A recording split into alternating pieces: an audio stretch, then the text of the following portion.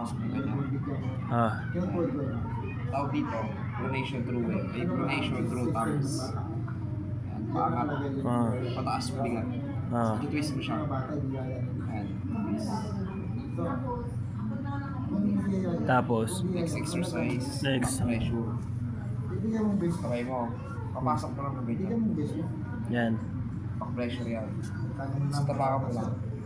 Para paangat. Yan.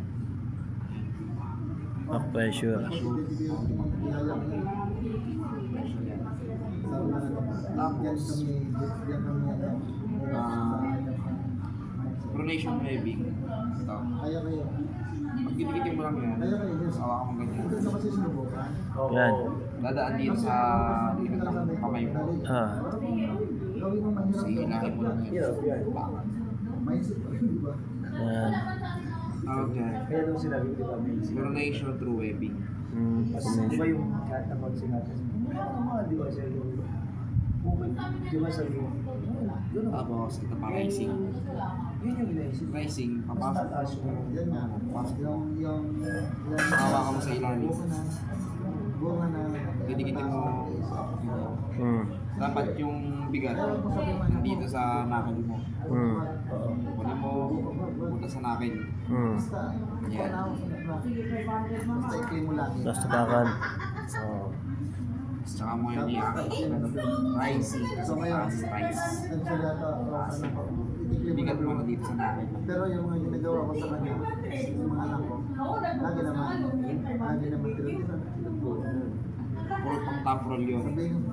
Ito naman, supination. Supination naman, baliktad. Bawa, ito nakasabit. Sabi ko nakataas sa taas. Paano mo Kukunin mo lang yung dulo. Tapos, bibigayin mo lang yung makakalawan mo? twist. Tama. Supination. Ito yung nag-activate sa'yo. Binabangga mo sa Ito yung pinapalakas mo. Yung ilalim ng pala. Totoo yun. Di ba? Para sabi mo, kamay ganun yun. Over to. Over. Yung pa lang, mali yan. Mali. Hindi lang po. So, hindi mo napapansin ng mga anak mo yan.